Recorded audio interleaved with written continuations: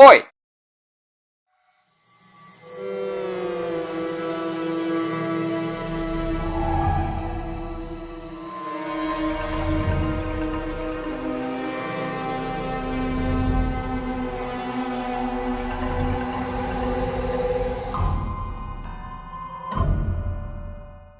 So you'd have to be living under a fairly big rock if you haven't managed to watch at least one of the 5 movies starring the renowned psychiatrist, party host, serial killer, cannibal, Dr. Hannibal Lecter. Based on the novels by Thomas Harris, they follow the various exploits of a Baltimore-based serial killer who also took delight in murdering those he considered rude and eating/cooking certain bits of them.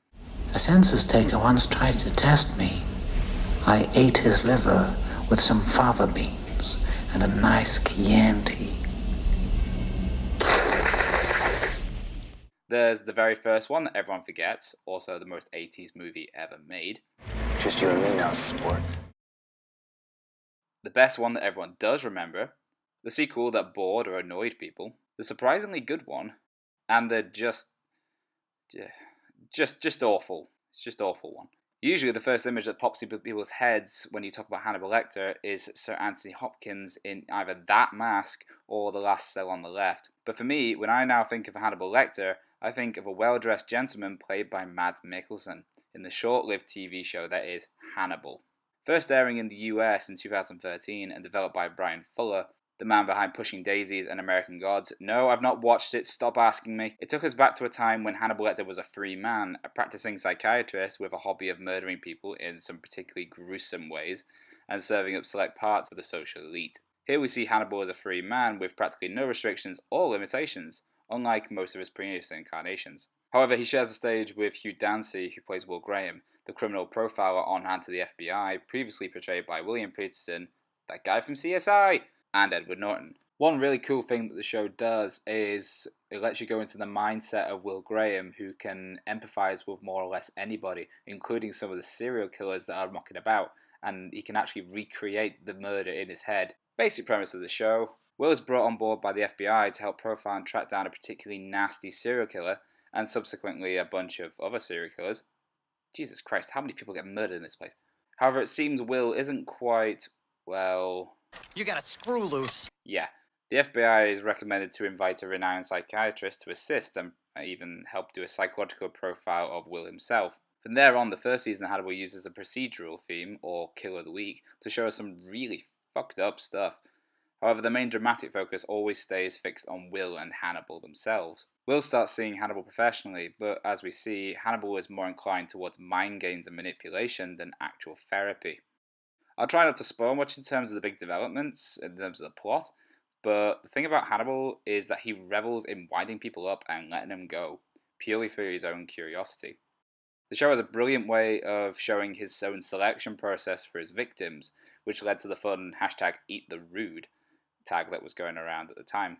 He's suave, calm, collected, and yet capable of some really horrifying acts of cruelty. However, any decent show needs a decent supporting cast, and the big heavy hitter here is Lawrence Fishburne as Agent Jack Crawford. Lawrence Fishburne, I would argue, is great in basically anything he does. Here he's the big FBI gun calling all the shots, bringing Will in to help solve the various murders, but also possibly pushing Will and his delicate psyche a little too far towards the breaking point. Caroline Daveners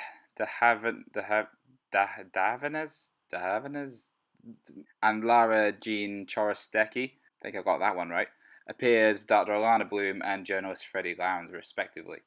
Both gender swapped from the original stories and lending some great variety to the show's performances. One a strong, driven professional buried deep in the study of criminal minds, and the other a conniving, merciless reporter really updated for the modern age. All the cast do fantastic jobs with the roles and really help carry the main story rather than just supporting in the background.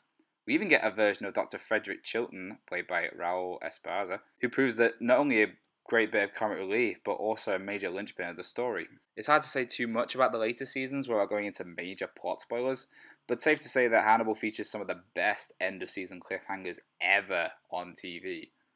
Also, this is a show that really pushes the boundaries of what is allowed to be shown on TV. Bear in mind this was on regular network TV when it was being shown on. Not like Netflix or HBO where you can essentially do whatever you like. Hannibal was allowed to show some really nasty stuff. But in no way are we going to be seeing any nipples or butt cheeks. None of that muck, thank you very much. Another thing is that since Hannibal regularly holds his little dinner parties, the producers went all out in making the food look fucking spectacular.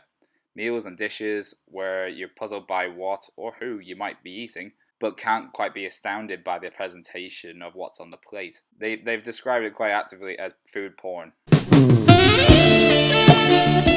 They even got a renowned chef and leading food experts to assist the show in the composition of the meals. So I'll admit, on more than one occasion, I've watched this show and, ooh, I've seriously considered eating somebody. As I said, the first season has a killer of the week feel to it, but as we move into season 2 and then 3, we see the writers move away from that and focus more on the big Hannibal Will storyline, with the murders either acting as background points or tools to drive the main drama home. P.S. It is entirely possible for two blokes to like each other in a non-romantic way. Movies were also driven by stories of other serial killers and psychopaths, and Hannibal Lecter usually keeping his own killings off screen. Here we see a man spends time building trust within the FBI and the social elite, whilst making his own mark as a sadistic serial killer driving the authorities mad. He also does it with such style and attitude you'd be forgiven to rooting for him most of the time. Similar to Walter White in Breaking Bad, you find yourself occasionally hoping Hannibal gets away with it, and then remember the monster he really is. The show spends time, particularly in the later seasons, to show the psychological rationale behind his actions, and paints him as more of a fallen angel, Lucifer, rather than a mindless creature. Hannibal Lecter, before now, he's been a creepy, scary dude who people turn to when they're at the most desperate in trying to understand other truly messed up minds. However, as with most TV shows, we're given the time to really understand Hannibal himself. You're not supposed to really agree or relate to him, but we do get the opportunity to understand him.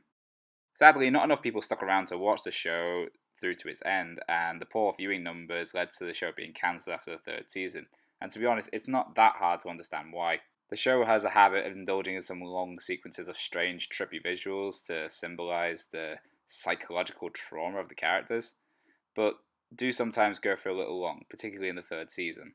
However, by this point, I think the showrunners were very aware that the end was nigh and decided to throw in every weird and wacky imagery they could before they got booted. These visuals don't always drive the story, but serve as interesting segues and indulgent moments for the creative team to show off. They also the big turn-off for the viewers, and most people were more interested in getting their quick fix of weekly killer shenanigans, and the showrunners have admitted that they were dancing on a knife edge in terms of being cancelled, even towards the end of Season 2.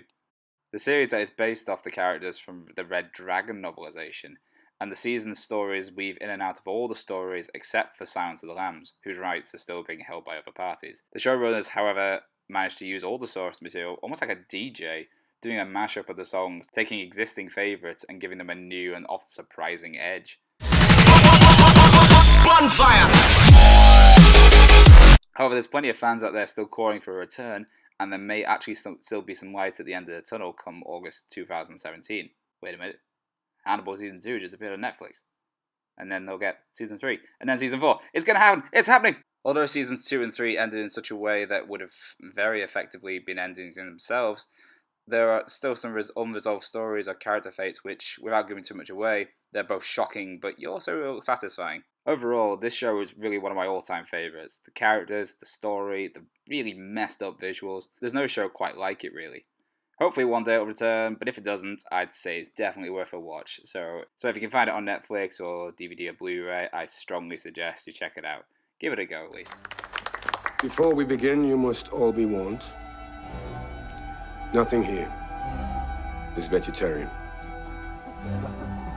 Bon appetit.